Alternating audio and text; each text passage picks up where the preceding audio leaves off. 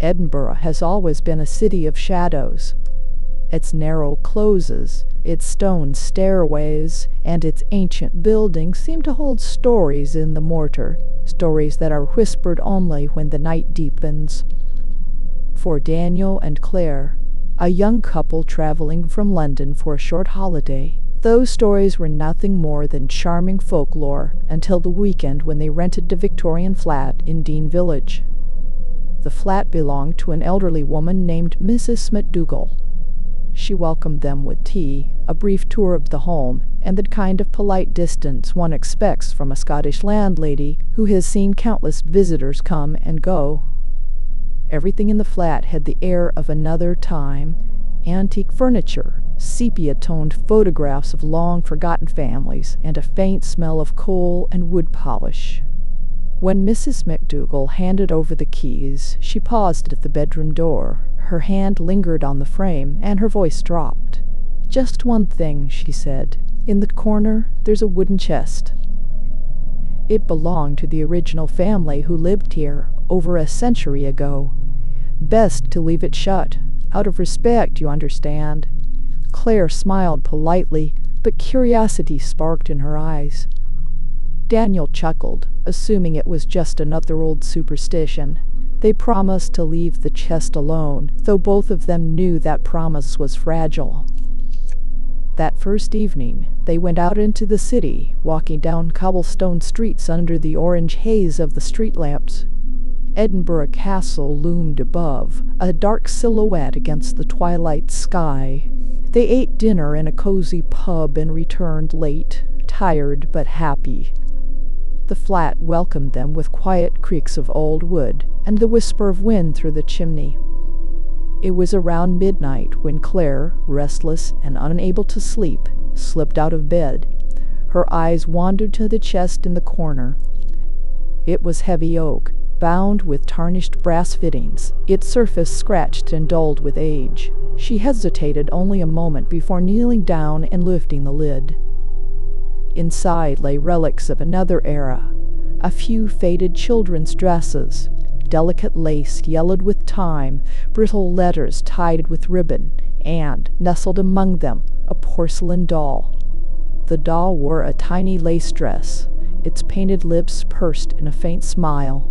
Its glass eyes were a pale blue, too vivid, too alive. A fine crack ran down its left cheek like a scar. Claire picked it up, brushing dust from its curls of blonde hair. For reasons she couldn't explain, she set the doll on the dresser beside the bed. "Just for atmosphere," she whispered to herself. That night, her dreams were restless. She woke once, heart pounding, certain she had heard whispering beside her. The room was dark, Daniel asleep at her side. But when her gaze shifted, she noticed something that froze her blood. The doll was no longer on the dresser.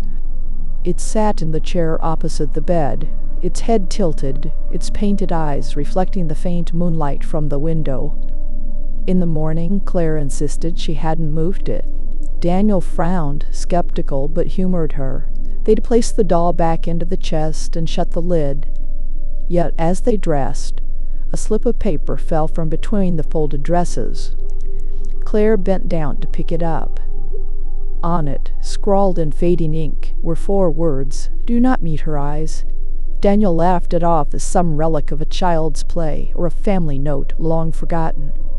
But Claire couldn't shake the unease that crept under her skin. The air in the room felt heavier now, as if the house itself had woken up. That night, Daniel was the one who heard it first. A faint tapping, rhythmic, like porcelain against wood. He sat up, listening. The sound came from the chair in the corner. And when his eyes adjusted to the dark, he swore he saw the doll's tiny legs dangling over the edge, one foot gently kicking against the chair leg. His breath caught in his throat. He blinked, rubbed his eyes, and the movement was gone. The doll sat motionless, its cracked cheek angled toward him, smiling in silence. By the 3rd night, the atmosphere in the flat had changed. The air felt colder, as though drafts seeped from unseen cracks in the walls. Shadows seemed to cling to the corners. Claire swore she heard giggling while brushing her teeth, though Daniel had been in the living room at the time. And then the mirror began to change. At first it was just a smudge, as though steam had lingered too long after a shower. But the shape of it was wrong, too deliberate. Words began to appear, faint but undeniable, written from the inside of the glass. "Give her back." Claire's stomach dropped.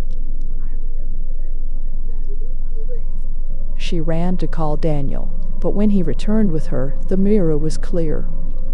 Still, when they both turned, they saw the doll again, no longer in the chest, no longer on the dresser, but sitting neatly in the center of their bed.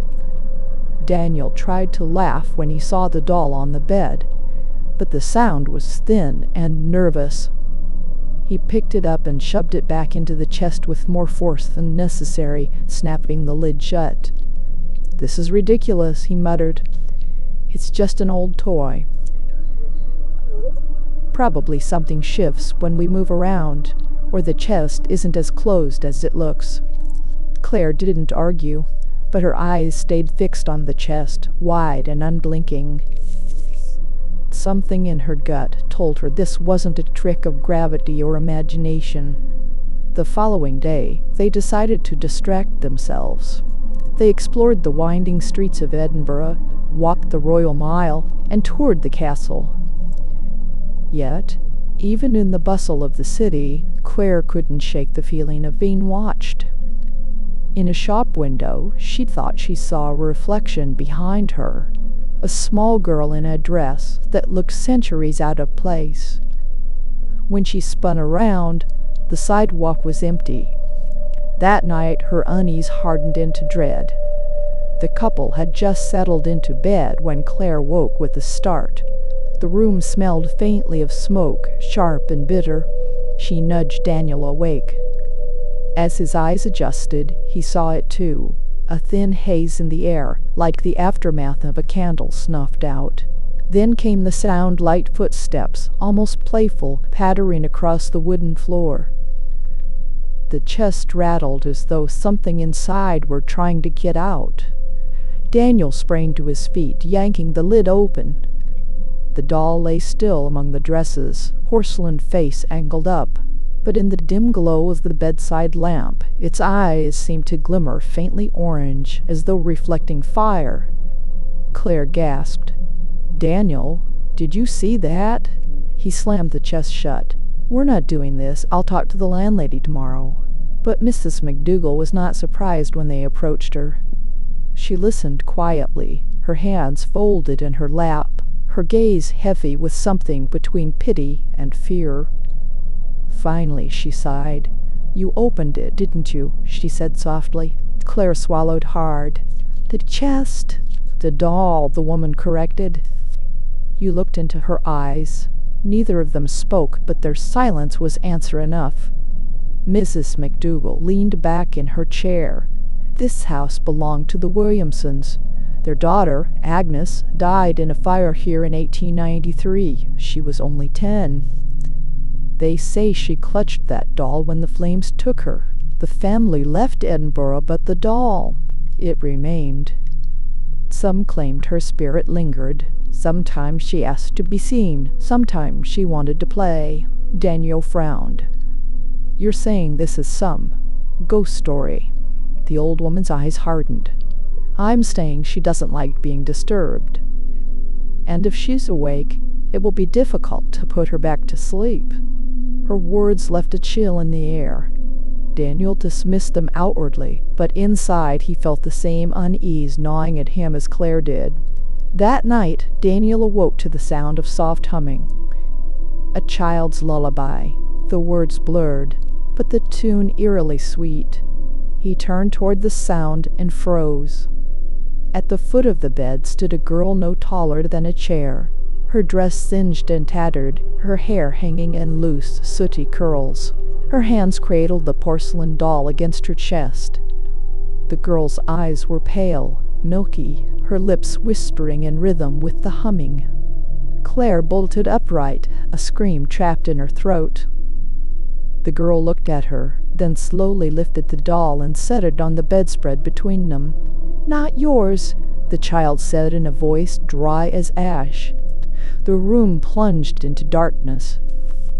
The lamp flickered out, the air filling with the acrid stench of smoke. Daniel coughed, reaching blindly for Claire's hand. Somewhere in the room, the chest slammed shut on its own. When the light returned, the girl was gone. The doll lay exactly where she had placed it, staring up with cracked porcelain calm. Claire broke into sobs. "We can't stay here, Daniel. We have to leave." But the door to the bedroom would not open. The knob twisted uselessly, stuck as though held from the other side. Daniel rattled it, shoved it, even slammed his shoulder against the wood. Nothing. Behind them, the doll had moved again. It sat against the headboard now, as if it had been there all along. The night dragged on, thick with silence. Claire sat huddled against the wall, her knees pulled to her chest, while Daniel paced in tight, anxious circles. The doll remained propped against the headboard, its cracked cheek angled toward them, its painted eyes glinting faintly in the dark. Every so often, the flat groaned, as if straining under invisible weight. Pipes clanged, the windows rattled, though no wind blew outside, and somewhere deep in the house came the unmistakable sound of a child laughing, short, sudden bursts that made Claire's skin crawl. By dawn, the bedroom door opened on its own. Daniel pushed it wide, half expecting to see someone standing in the hall.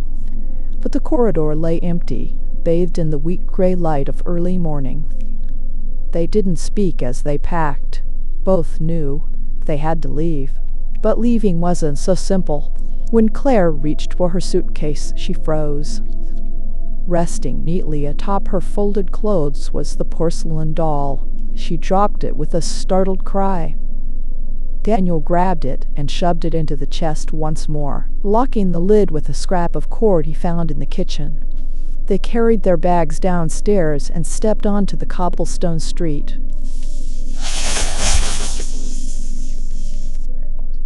The city was alive now, the ordinary sounds of buses, footsteps, and distant bells, a relief after the oppressive silence of the flat. For a moment, Claire almost convinced herself it had been a shared nightmare, fueled by travel fatigue and imagination. But the feeling didn't last.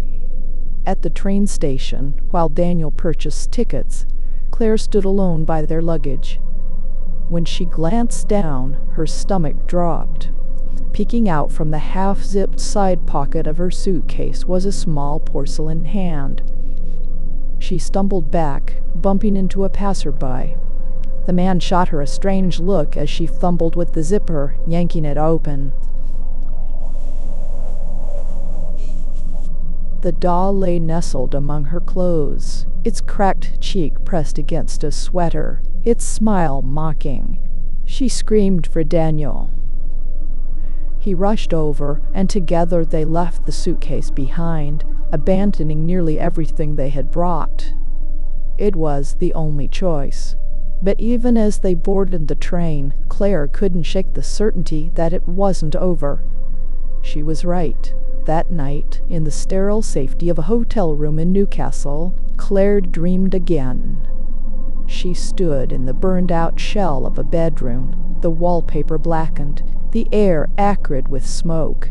In the center sat the girl Agnes. She rocked back and forth, clutching the doll to her chest. "You took her," the child said, her voice echoing in the scorched room. "She's mine." Claire woke with a cry. Daniel flicked on the light, but the nightmare had followed her into waking. The doll sat on the bedside table, inches from her pillow. Daniel stared at it, then at Claire. His face was pale, his voice hollow. "We never brought it here."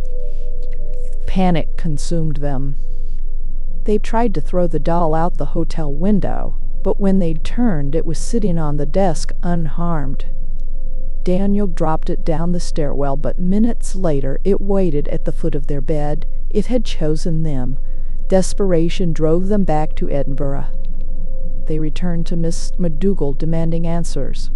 The old woman let them in, her eyes full of weary sorrow. "I warned you," she said. "The chest was never meant to be opened. She follows those who disturb her. Some say the only way to quiet her spirit is to return the doll to where Agnes died, but even that is no promise." "Where?" Daniel asked, his voice shaking. Mrs. McDougall pointed to the blackened corner of the flat, the very room where they had slept. Daniel and Claire returned to the flat one final time.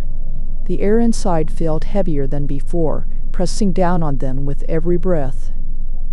Dust hung thick, and the faint scent of char lingered, as though the fire that had claimed young Agnes still smoldered in the walls more than a century later. They carried the doll carefully between them, wrapped in a blanket. Even so, its porcelain face seemed to peer through the fabric, the crack across its cheek catching the dim light. "Are we really doing this?" Claire whispered, her voice trembling. "We don't have a choice," Daniel answered. "If this works, maybe we'll be free." The burned corner of the bedroom was darker than the rest of the flat, though no flames had touched it in years. The wallpaper peeled, the floorboards warped. Claire felt the temperature drop as they stepped closer, a biting cold that seeped into her bones. Daniel set the doll on the floorboards. For a moment, nothing happened. The flat was silent. Claire's heartbeat pounded in her ears. Then came the smell smoke, sharp and suffocating. A faint orange glow flickered in the corners of the room. The doll's glass eyes reflected it, alive with fire. A child's voice whispered from the shadows, "She's mine." The air filled with the sound of crackling wood. Flames blossomed along the walls, licking upward, devouring the room. Daniel and Claire stumbled back, coughing, eyes stinging, but the fire didn't touch them. It burned around the doll, encircling it like a crown, and then she appeared, Agnes. The little girl stepped from the flames, her dress scorched and torn, her hair blackened at the ends. She moved with slow, deliberate steps, cradling the doll now in her arms, though neither Daniel nor Claire had seen it move.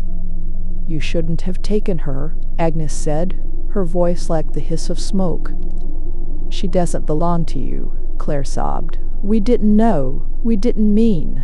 The girl's pale eyes fixed on her, unblinking. "It's too late." The flames surged higher, filling the room with roaring heat. Daniel grabbed Claire's arm. "We need to go," he shouted. They bolted for the door, but the hallway beyond twisted impossibly, stretching into darkness. Each step they took only brought them back into the bedroom. The fire closed in, the walls melting into blackened ash. Claire screamed, but the sound was swallowed by the inferno. Then, as suddenly as it had begun, everything went silent. The flames were gone. The room was intact, quiet, untouched. The doll sat neatly on the dresser, porcelain face calm, eyes dull and lifeless. Agnes was nowhere to be seen. Daniel and Claire stumbled outside into the morning light, coughing, shaken, and pale. They didn't look back. They fled to Edinburgh that same day, vowing never to return. But the story didn't end there. Weeks later, in their London flat, Claire began unpacking a box of clothes she had sent ahead by courier. She lifted a folded sweater, and her breath froze in her lungs. Nestled inside was the doll. Its cracked cheek caught the light. Its eyes seemed to glimmer once more,